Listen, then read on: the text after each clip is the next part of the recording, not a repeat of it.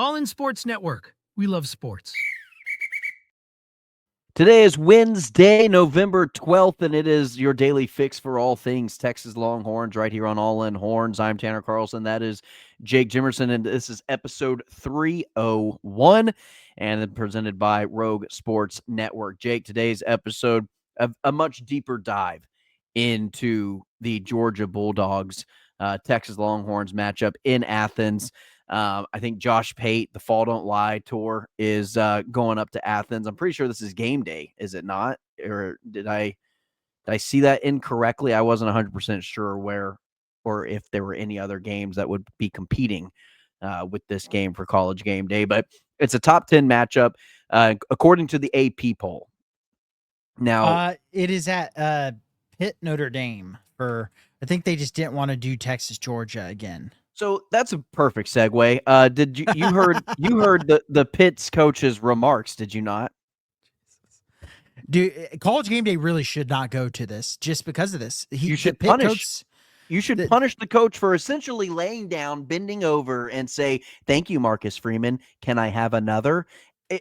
That was the most beta move, just loser mentality of a head coach of any athletic establishment. If I was a player, I'd be transferring. I'd be in the transfer portal. Dude, now, even though you can't enter, I would find a way. I would just not suit up. You can't play for a guy who says that. Now, Jake, you've seen it. You got a little.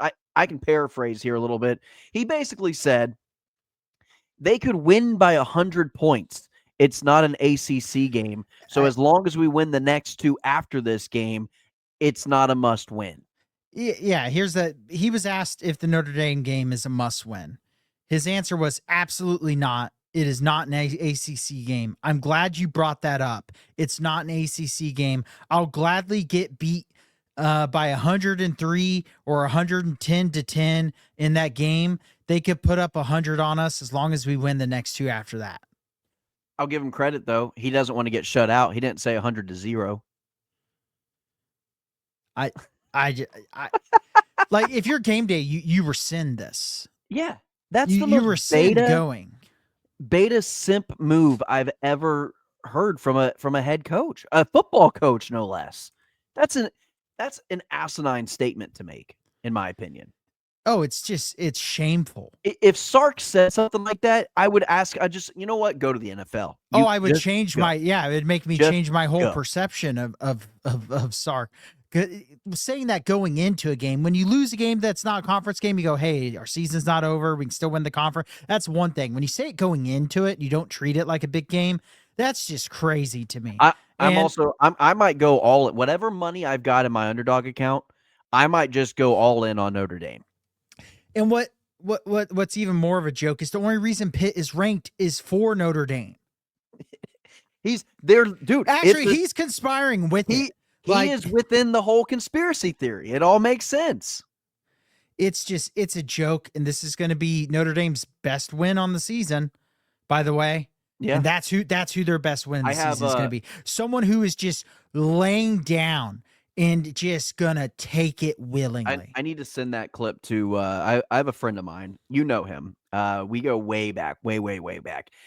Back to where we're like 15, 16 years old. And the sports arguments with this particular individual, I think it all started between LeBron James and Michael. Like, he was a LeBron James just fanatic to the nth degree, like exhausting, disgusting. And I know who you're talking about now. This will tell you everything you need to know about the guy. He's a Notre Dame fan.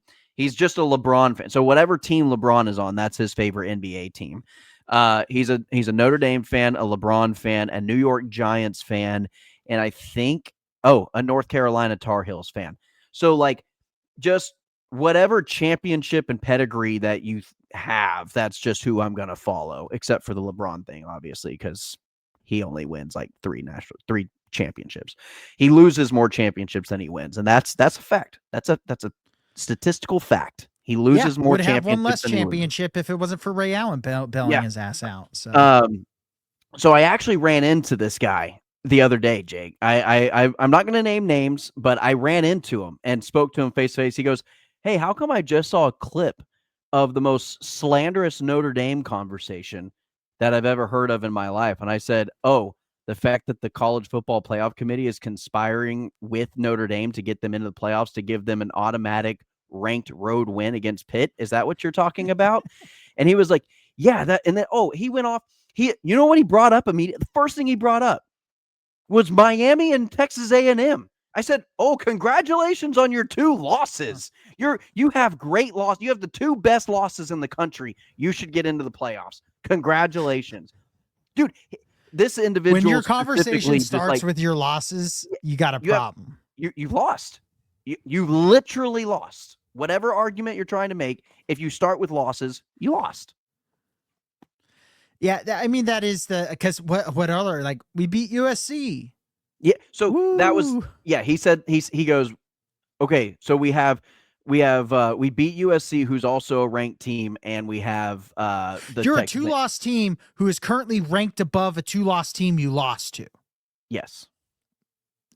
There's my unnamed individual who we both know. I know you know me. We know each other. We haven't talked a long time. We know each other. I want you to see this clip since you saw the other clip.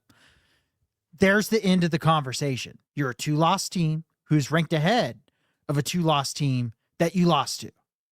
Correct. Yeah. But anyway, let's this is supposed to be a deep dive into Georgia, and we've gone off on a tangent, and that's fine. That's fine. I think people appreciate the conversation topic.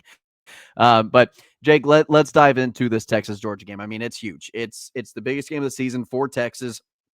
And honestly, if Georgia gets this win at home against a top 10 opponent, they've almost solidified themselves into the college football playoffs. I mean, they've almost completely stamped their way in to the college football playoffs. Regardless, I mean, obviously they can't lose out, but they still have Georgia Tech to play, which is a non-conference game. So really, after this game, one conference game left that they have to win. And so they win this game, and they're probably playing in the SEC championship game. And they likely are no conference games left after this. Oh, this is the final. They close out with Charlotte and Georgia Tech. Okay, so there you go. This is a huge game for Georgia to end their SEC season with one loss against Alabama, and a chance to play in the SEC championship game. Likely to play in the SEC championship game if they win this game. So it's huge for both sides. No matter what side of the coin you want to look at. It's a big game. And so, Jake, let's go ahead and you start off with kind of what your takeaways and how you think that these two teams matches up. What are some of the advantages that each one has over the other, if there is any for Texas? Yeah, I mean, for me, it's pretty straightforward. Texas's offense is going to have to win through the air. We kind of talked about this in yesterday's episode. When you just kind of look at the statistical comparison, Georgia is a really good rushing defense. They're just about top 15 in yards per rush allowed. They've only allowed 21 10-plus yard rush plays. That's 4th in the country. So they're not allowing explosive runs. Texas ranks 99th in 10-plus yard rush plays. I would imagine Texas is going to get probably 0 10-plus yard rush plays unless it comes from Arch Manning in this game. Yeah. Georgia's 12th in rushing yards allowed per game. Texas is 95th in rushing yards per game. And so you look, Texas is 98th in yards per rush this season in the country. Like I said, Georgia is 16th in the nation in opponents' yards per rush. So you just look at those 3 statistical elements and you go, Texas probably not going to have a lot of success on the ground. Then you go to the passing and everything's pretty even. Mm-hmm. In fact, Georgia's 62nd in the country in opponent QB passer rating. They give up on average 127.9 passer rating.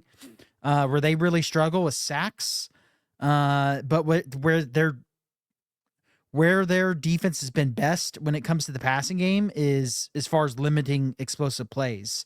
They're 33rd in the nation in 20-plus yard pass plays, which isn't great for Georgia, but still not bad.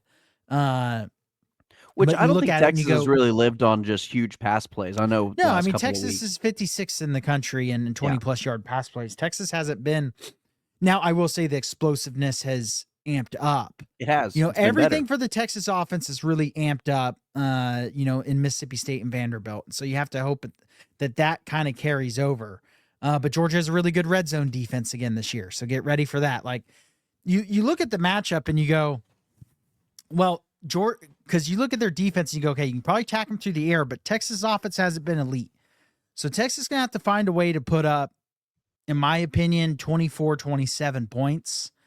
And you're going to have your defense go out there and win this game. But with that said, Georgia's offense this year is much better than their offense was last year.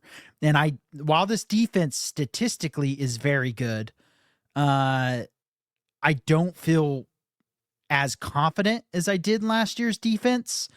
And Georgia, like one of their strengths has been on when it comes to the offense side of the ball, they're not giving up many sacks. Now, part of that is definitely the ability of Stockton with his legs for sure. Diego Pavia was a great, I think Pavia and Stockton are actually very similar quarterbacks. I agree. I also think that and just to clarify too, is that Pavia went into the Texas game, I think, only being sacked like 11 times all season long. He was sacked how many times in the Texas game? I think six times. 6 or 7. And guess how many times Stockton's been sacked this year? 11. Yeah. Going into this game. So Texas can and has proven that despite a quarterback not getting sacked a lot, whether that be the style of offense, the ability, his mobility, or just, quick passes, that they can get to the quarterback. Texas is number one. Well, was number one before this week. I don't know if they're number one anymore. A&M might be, have surpassed them since then. But going into last week's slate of games before the bye week, Texas was the number one team in terms of team sacks solo with 34 sacks on the entire season.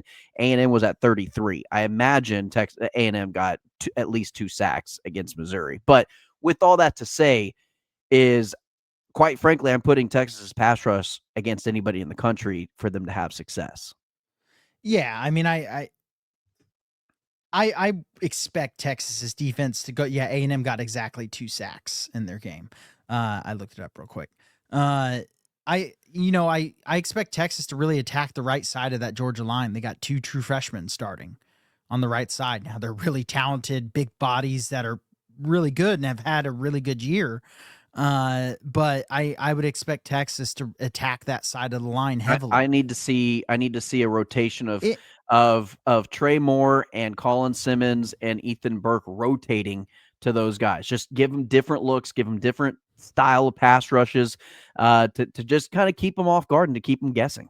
Yeah. And really what this game will come down to on the defensive side of the ball is Georgia can't get their downhill running game going. And they got it going against Texas last year. While they didn't have like a just abnormal amount of success running the ball or a bunch of explosives, when they needed to run the ball last year against Texas, they did. And that's what Texas has to shut down. And you look at Georgia's rushing offense this year, they don't blow away anything in the metrics. They are a top 25 offense, though, when it comes to rush yards per game, but they're only 49th in 10-plus yard rush plays. So they're not very explosive, but they're very consistent at running the ball. They average just about 5 yards a carry. So they stick to the run, and they stick to getting about 5 yards a carry. They're not going to get a bunch of explosive runs that kind of skew their yards per rush. They are truly they run the ball, they're getting at least 4 yards. And Texas cannot allow that to happen in this game. Otherwise, Texas will lose this game. Well, that was going to be my thing, and I'm glad you brought it up. This is my biggest key to the game for the Texas Longhorns, and I'm going to reiterate this throughout probably the rest of this episode, tomorrow's episode, Friday's episode going into the game, and it'll probably be a determining factor on Saturday's episode for our immediate reaction of what I'm going to say, whether Texas wins or loses this game, is the rush defense. Is Georgia going to be able to get 4 to 5 yards a carry and successfully, run the football throughout this game and just control the tempo, control the time of possession, get it to third and manageable, and just be able to move the ball that way through a healthy dose of the run game, and Texas just struggle to stop the power run game? If that's the case, Texas is done for. Texas is done before kickoff. If that's the way Georgia is going to operate offensively and have success, Texas is done for. I don't think Texas stands a chance if Georgia's going to successfully power run game their way up and down the field consistently. It's Texas's worst nightmare if that's the case. If Texas's defense and the defensive tackles that they went out and got in the offseason and the defensive line and the front seven shut down, or not shut down, but just get off the field on third downs and get off, keep Georgia, I say, behind the chains in terms of keeping it to 3rd and 6 and longer on third downs more times than not. I think Texas can have a lot of success in this game, to be quite frank with you. Yeah, third and 6 and longer. I think 3rd and 5 at worst. You really want to not be in that 3rd and 4. Because 3rd and 4, you can run the football easily. 3rd and 5, you can run it still. Well, and then that means, hey, let's do a run play to get this 4th down to 4th and 1. Yeah, and you look at across the statistical analysis of this game, and all the metrics. Texas's biggest advantage in this game is their rush defense compared to Georgia's rush offense. If Texas lose their biggest advantage in this game, they're not winning. It's that simple.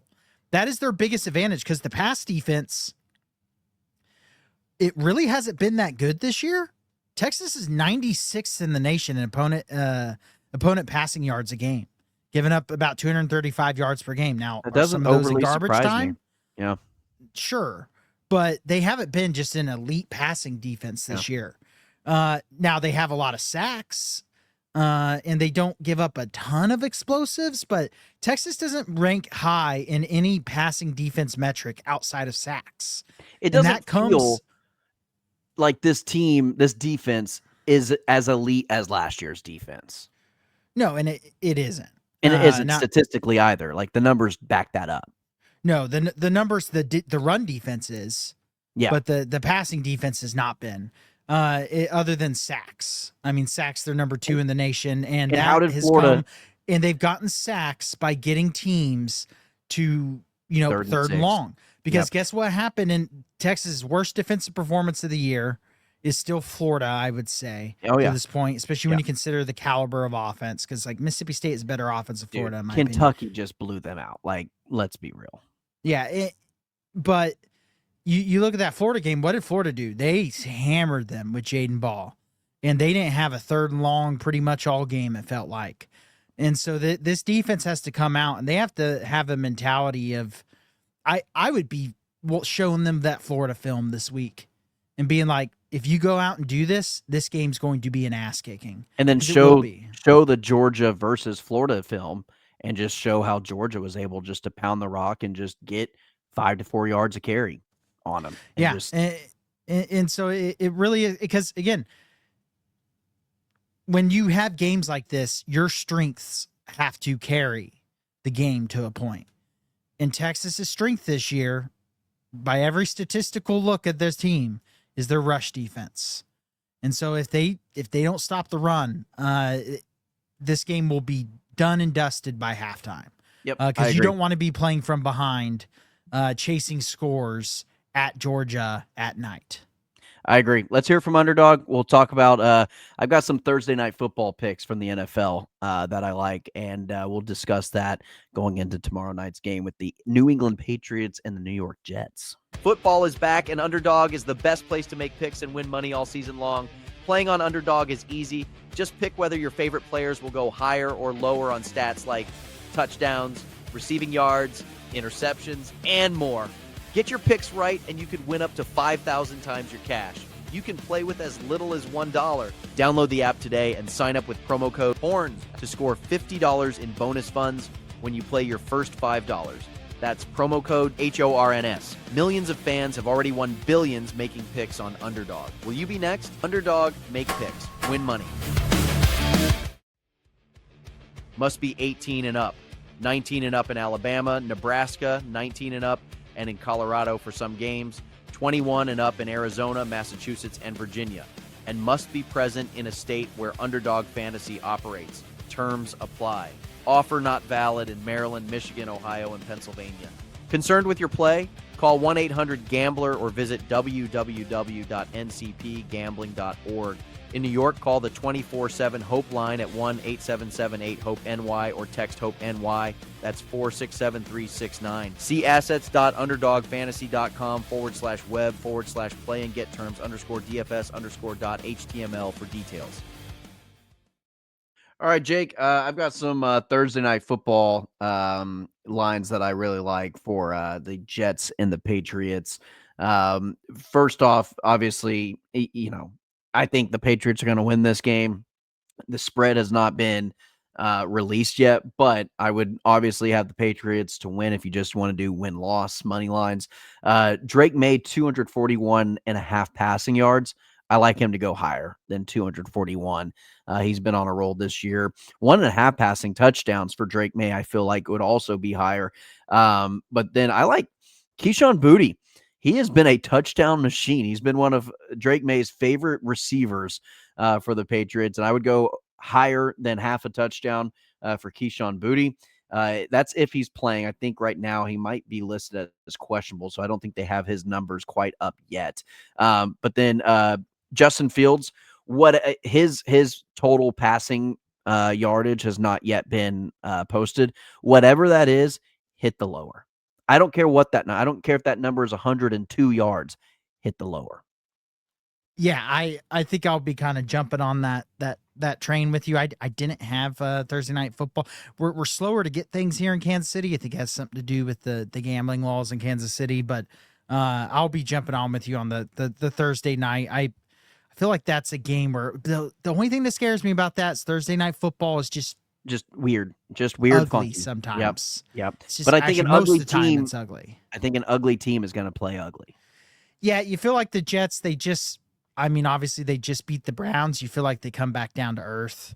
Yeah. After trading all their players and everything that went on. They kind of played some inspired football. Some of their players were like, "Oh, it's my time to shine." It's Brucey's time to shine, and so that's kind of and then that shine wears off when you go against a much better team that's rolling right now. Patriots, man, that win was impressive against Tampa Bay. I hate the Patriots as much as the next person, but it was a hell of a win. No comment. It was a hell of a win. All right. Yeah, I know. We'll get back into college football. All right. Texas versus Georgia, Jake. A game that obviously we've emphasized the importance of how big this game is really for both of these two teams. It's Georgia's last SEC game, and Texas. It's going to be a game to determine their playoff lives moving forward. In terms, and now you did mention something to me. I think it was yesterday's episode. What does the committee do in a situation where Texas loses this game but beats Arkansas, beats Texas A&M? I think you'd probably have to have a little bit of help on the outside in terms of another team dropping a game or two. But it would be interesting to see if Texas wouldn't sneak in as an 11 seed somewhere if you manage to beat Arkansas and Texas A&M. Yeah, it'd make things really interesting, especially if OU, because everyone's been saying if OU gets 3 losses, they're in. Well, if OU and Texas have 3 losses, I think the committee has proven they will take the head-to-head, especially with it on a neutral field. And they've been consistent with that. I mean, Texas is, the playoff polls, I don't think it come out at time of recording, unfortunately, but you have to imagine Texas will still be ahead of them. And so it'll just be real interesting, especially if like a Notre Dame drops a game. What if an Oregon drops another game? Does Oregon's resume isn't going to end up looking that impressive. Washington losing really hurt, Oregon's strength of schedule as far as, chances to have rank wins. That was another entry that I had that I'd never been more confident putting money on a game than Washington to cover the 10.5 point spread over Wisconsin. And for them to just lose outright, that just, I don't think I'll ever bet another Washington Husky game a day in my life. No, that's one of those, you're jaded, you don't ever touch it again. No, like that, just never. Disgusted by it. And so it'll just be, it would be, because last year, obviously a 3-loss team didn't get in. But this year, there's only going to be one ACC team. Like, I don't see a world where 2 ACC teams get in this year. I agree. especially with how the rankings are currently. I think they would probably put a 3-loss Texas team in that scenario in over a BYU. I think the Big 12 might be a one-bid league this year. BYU losing the way they did to Texas Tech would make it real hard to put them in the playoff, because that is by far the best team they've played against. And that game was just a slop of a performance. And you feel like the Big 12 this year is down compared to last year.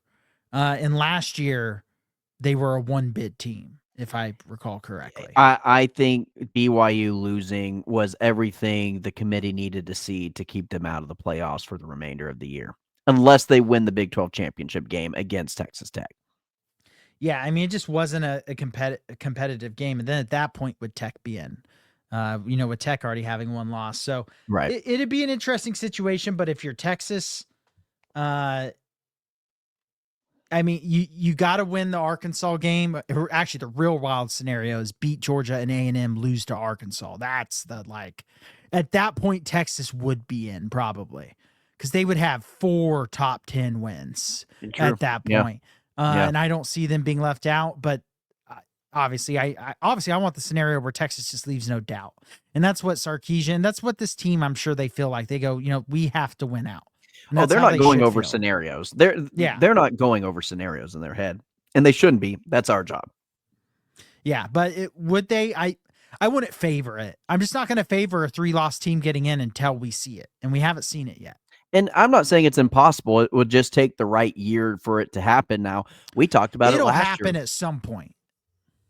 Oh, I agree. And we talked about it last year as a possibility, Jake. I mean, this is the fun of having a 12-team playoff, is you can just consistently just go over scenario over scenario over scenario. Because, look, I mean, Alabama's season isn't over yet. They've got Oklahoma this week. If they lose to Oklahoma and then they drop a letdown game against Auburn, what do they do with a team that loses to Auburn in the Iron Bowl at Auburn? It's not crazy. That would be a 3-loss Alabama team, who I would still say probably deserves a spot in a 12-team playoff.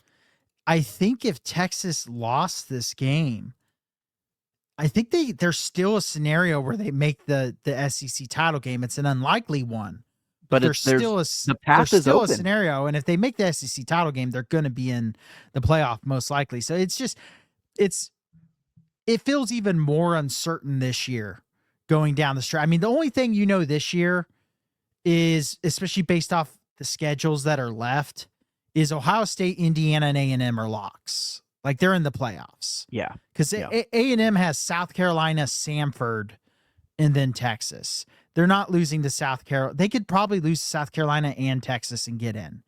I don't think they're going to lose to South Carolina, because South Carolina is not a good football team, and surely they're not going to lose to Samford. So A&M's in the playoff. It's just whether or not they're going to have a bye. And so it comes down to what's going to happen with, I think, every other team outside of those 3. Because I think everyone else is not locked yet. Yeah, no, and there's so here's just as an update for everybody is kind of what the SEC looks like. Texas A&M 6-0 in conference play, Alabama 6-0 in conference play, Georgia 6-1. Again, their final game is against Texas this weekend. Ole Miss 5-1. They still have to play Florida and then at Mississippi State. I feel like Mississippi State, for whatever reason, due for a conference win at home. And then Texas 4-1. So Texas still has 3 conference games left to play, whether Georgia, Arkansas, Texas A&M. We'll take a look at Texas A&M has Samford, yeah, and then Texas, and then Alabama, Oklahoma, Eastern Illinois, and then at Auburn. Again, those 2 SEC games, not guaranteed wins for Alabama by any means. And so that's kind of what the schedule looks like right now at the top of the SEC championship, or in terms of trying to find 2 teams in the SEC. A lot could still play out in these final 3 weeks of the regular season. A lot could still play out. And that's just the SEC. That's not even diving into the Big Ten. That's not, well, ACC and the Big 12 are kind of where they're at. But, I mean, the Big 12, they have Cincinnati, who's still hanging around at 5-1. Do they slip in? Yeah. Which, by the way, talking about all this, talking about some of these remaining schedules makes me just remember, so glad the SEC is going to A nine 9. conference Yeah, I games. agree. It's just the fact that Georgia, this is their last SEC game, is just gross. It feels wrong. And then to have Samford and Eastern Illinois, the Citadel, Charlotte for that's Georgia. yeah, that's just insane to me. To have these games played this late into the season is just it's disgusting. It's just it's a crime. I don't like it. I'm glad that it'll be different. I think the 9-game SEC schedule will 100% lead to 3 lost teams being in the playoff as well. But yeah, I'm just so glad that they are done with this, because I'm just sick of looking at a schedule on the weekend and being going, why is Ole Miss playing the Citadel? Why is Georgia playing Charlotte? Yeah. Why are these games this way? I'm glad Texas schedules the way they did and bullied the SEC into letting them stick to how they do their things, so that we don't have to watch Texas Sam Houston State in week 11. Week 11, when this is supposed to be the most meaningful football all season long, is this time of year. But and quite frankly, I think the SEC kind of has put and I know it was Alabama week 1 regardless, but I've always said it about Alabama with the Nick Saban teams. If you're going to lose early. Don't lose late in the season. If you're going to lose early. So they kind of put their cupcakes towards the end of the season so they can avoid more letdowns in terms of at the end of the season. So I think the SEC's been doing it for a while. I'm glad the 9 games will hopefully resolve that issue. Yeah, it'll make things so much more interesting when we You'll get to have the end of the teams season. playing week 1 in conference games. It'll be like Vanderbilt versus South Carolina week 1, so they can play the Citadel in week 11 or whatever. Yeah, the Notre Dame route, where it's just like you schedule your only couple tough games early in the season, so then you lose and everyone just goes, well, you're rolling now because you're beating Stanford and Boston College and Navy. Again, I think the SEC's been getting away with it for a long time, since before Texas was in the SEC. And I'm, like you said, I'm glad Texas has been able to continue to schedule the way they've always scheduled games. So, but yeah, Jake, again, this conversation is going to roll into tomorrow as well. This is by no stretch of the imagination the end of Georgia talk. Just wanted to kind of dive deeper in terms of statistically and kind of where these two teams line up in terms of play style and what they've had success and struggled with a little bit this year. Again, this conversation continues tomorrow. It'll be all Texas, all Georgia for the rest of the week. And so with that being said, like, share, and subscribe to the channel. We're over 300 episodes. Still a lot of room to grow. We appreciate it. That's Jake Jimerson. I'm Tanner Carlson. As always, ladies and gentlemen, hook 'em. All in Sports Network. We love sports.